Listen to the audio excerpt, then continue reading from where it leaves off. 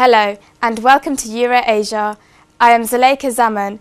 Here are your top stories of Europe and Asia of this week. Sandbags are being piled up to protect homes and businesses as heavy rain and gale force winds sweep across southern Britain. With river levels expected to rise, the Environment Agency has made 30,000 sandbags available to properties near the Thames in Berkshire and Surrey. Prince William and Harry have helped pile sandbags in Datchet. First Great Western said coach companies had refused to run rail replacement services in Cornwall due to the unsafe conditions.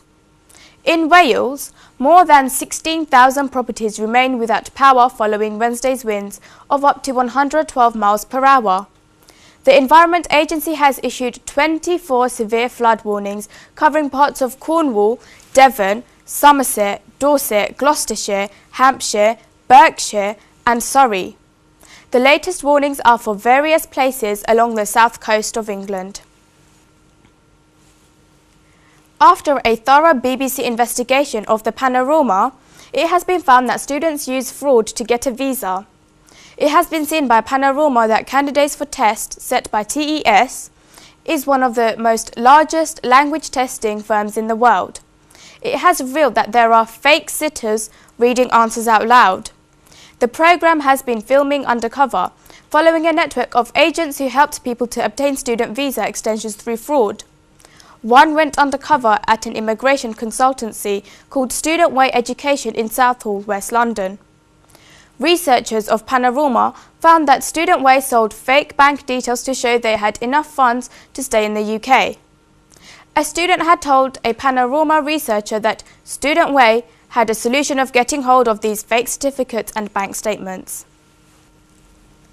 The Financial Secretary of the Treasury, Sajid Javid, announced the government's Help to Buy mortgage guarantee scheme can now also be used by providers of home purchase plans. Home purchase plans are a Sharia law complaint alternative to mortgages and are often known as Islamic mortgages.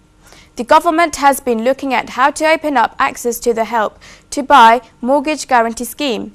Consequently, those providers of home purchase plans can also benefit. The innovation on consumer financial products, including home loans and student loans, as well as others, will ensure all sections of society can help constrain growth in the economy and support the UK globally. The 30th anniversary of the Kashmiri leader Maqbool Butt was observed by the British Kashmiris.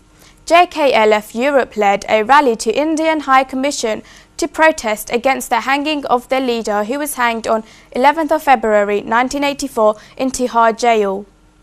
The protesters demanded that the remains of the Kashmiri leader should be handed to his family. They mourned over the fact that the families of these two leaders could not arrange rituals as they were not handed over the bodies. The near and dear ones of the leaders could not see the face of Afzal Guru and Maqbool Butt after they were hanged. However, human rights organizations maintained silence in the face of such mayhem. The protesters' only solution to the Kashmir issue is peace. Enrico Letta, Italian Prime Minister, has submitted his resignation after his Democratic Party called for a new administration. Party leader Matteo Renzi had argued that a change of government was needed to end uncertainty. The announcement has had no impact on financial markets in contrast with the instability seen before. Mr. Renzi said a new government should take over until the end of the current parliamentary term in 2018. He accused Mr. Letta of a lack of action on improving the economy, with unemployment at its highest level in 40 years. Employment in youth has worryingly decreased. Italians have become impatient of the slow pace of reform and the decline of families' income and living standards. Officers in the West Sussex town of Crawley were sent to a house on Martyrs Avenue to investigate whether it had been the home of a suicide bomber who killed himself in Syria. It has been confirmed that Abdul Wahid Majid is linked to this address. After several hours of inspecting the home in the Langley Green area, officers emerged, leaving a single policeman in an unmarked car by the side of the property on Wednesday night. Mr. Wajid left Britain 6 months ago. He told his family he was going on a humanitarian mission to the war-torn country.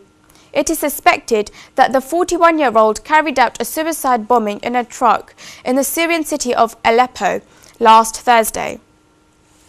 Due to lack of DNA, officers were unable to confirm his identity.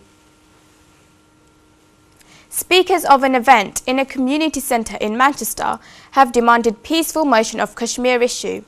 They stressed that unless India brings an end to the mayhem in Kashmir, the European Union must not give the South Asian nation access to its market. The event was arranged by Pakistani Consulate General in Manchester to celebrate Unity Day with Kashmiris.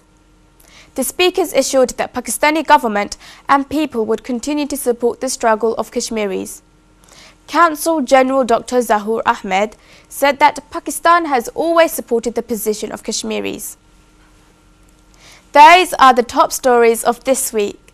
Thank you for watching. Please join me again next week. Stay safe and Allah Hafiz.